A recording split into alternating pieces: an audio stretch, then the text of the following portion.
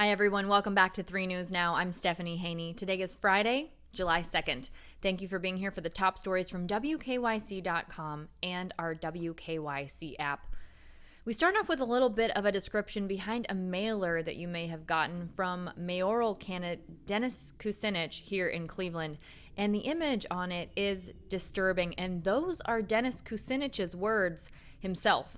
On it, you can see a bloody Cleveland script sign. It's one of the iconic Cleveland script signs dripping with blood, covered in bullet holes. Now, his team is calling it a disquieting piece of direct mail and an honest illustration of Cleveland today in an effort to urge voters to vote for Kucinich on September 14th in the Cleveland mayor election. The mailer says that it's time for dynamic, courageous leadership to make our neighborhoods safe. And it goes on to say, we can trust Dennis Kucinich to guide Cleveland to a safer day. Kucinich says city officials and candidates are not paying attention and ignoring a crisis and that they don't understand what's going on or what to do about it, referring to violence in the Cleveland area. He went on to say that every other positive thing we want to do in this city depends first and foremost on making Cleveland a safer city. On the mailer, it does highlight that there were recently 39 shootings in Cleveland in one weekend. Now, about the image itself, David Gilbert, the president and CEO of Destination Cleveland, not pleased with the use of the Cleveland script sign. He points out that it is a registered trademark of Destination Cleveland. He says, while we respect the political process and candidates' rights to express their views, we have asked the committee to immediately halt further usage of the graphic. Kucinich announced that he'll be running for mayor in June. If you would like to see full coverage of the candidates who are running for mayor, you can find that on WKYC.com. We are now learning new details about sexual assault allegations against former Cleveland baseball pitcher Trevor Bauer. A California woman has obtained a temporary restraining order against the pitcher, and police are investigating the matter. Now, he's currently with the Los Angeles Dodgers. Here's where things are getting controversial right now. The Los Angeles Dodgers manager Dave Roberts says that Bauer is still on track to start on Sunday against the Washington Nationals while police and Major League Baseball investigate the allegations. Roberts says that Bauer's availability to pitch is out of the Dodgers' hands and he's deferring to the league. Major League Baseball Commissioner Rob Manfred has the power to place a player on administrative leave while allegations are investigated. And as far as we know, that has not happened yet. Now, in court documents obtained by The Athletic, here is a little bit of forewarning that I'll be talking about the allegations that are being made against Bauer. The Athletic reports that a 27-year-old woman is accusing Bauer of punching her in the head and strangling her to the point of unconsciousness during 2 separate sexual encounters earlier this year.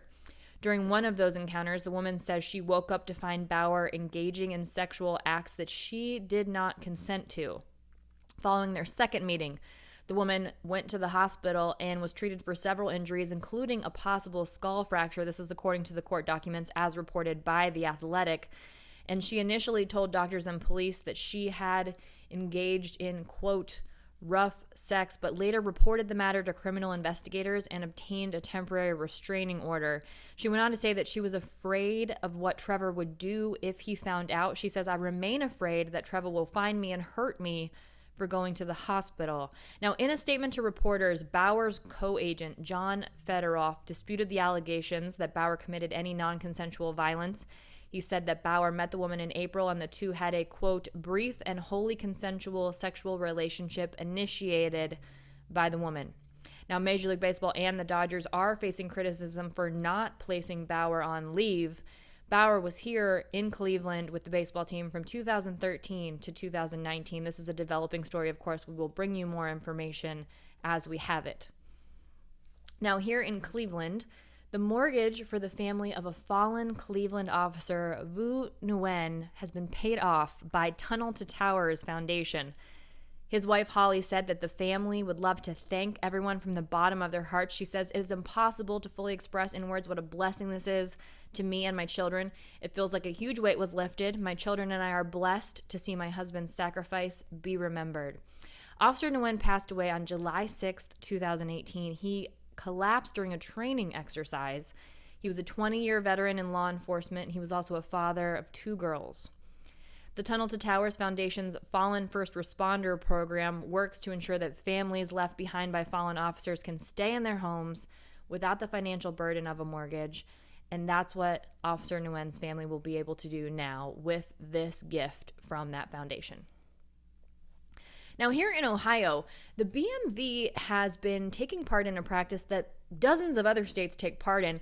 They made $250 million over the past 10 years selling personal information from driver and vehicle records to third parties. This is according to an investigation from our partner station, WBNS 10 TV in Columbus. Ohio's BMV made more than $40 million last year selling personal information to third parties. And in the past 10 years, as I said, $250 million. Now, data brokers, credit agencies, insurance, and towing companies, along with private investigators, are among the groups who were able to purchase access to this personal information, according to 10 TV's investigative review.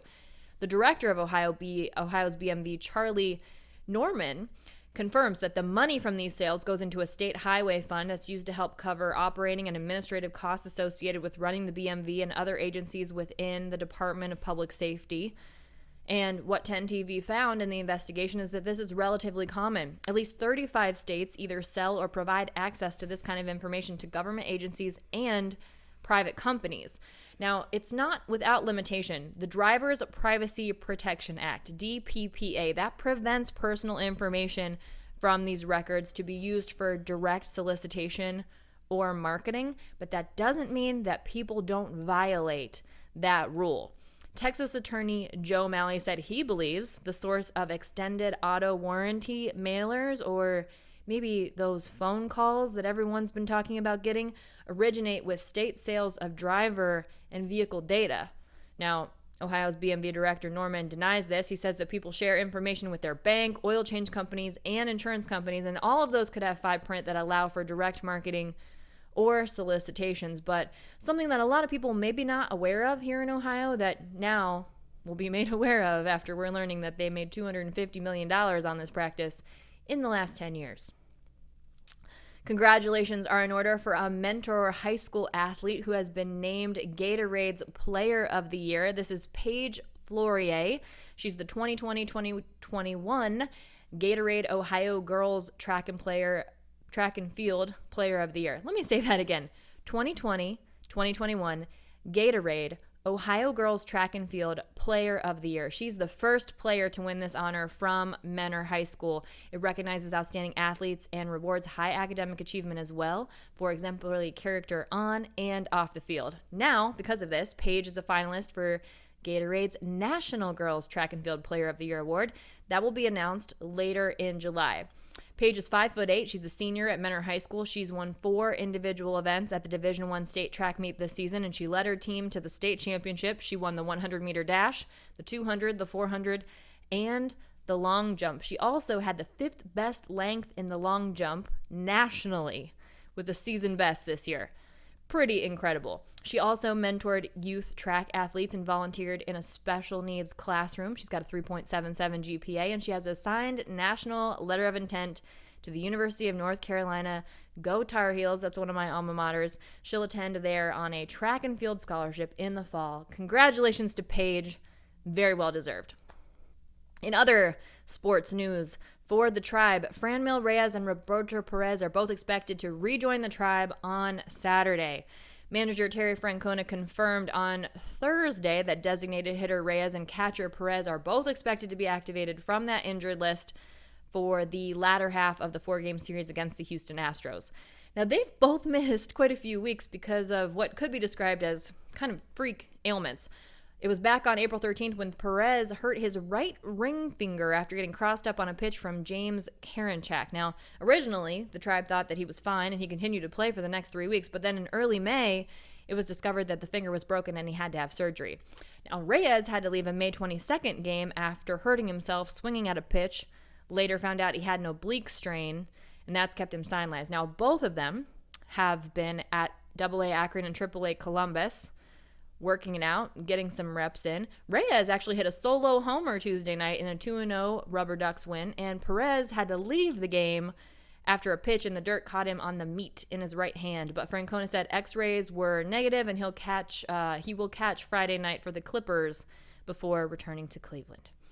Good luck to them getting them back here. Now, if you have plans this weekend for the fireworks, we would love to hear about them. We want to know what you're doing this weekend. We've already asked you.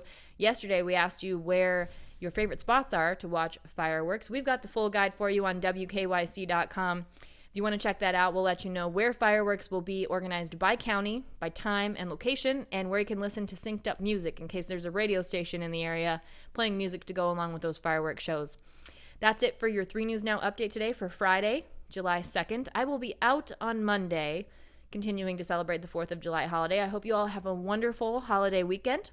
I'll see you next up on What's New with your trending stories in Clicking in Cleveland, and then I will see you back here on Tuesday with more 3 News Now.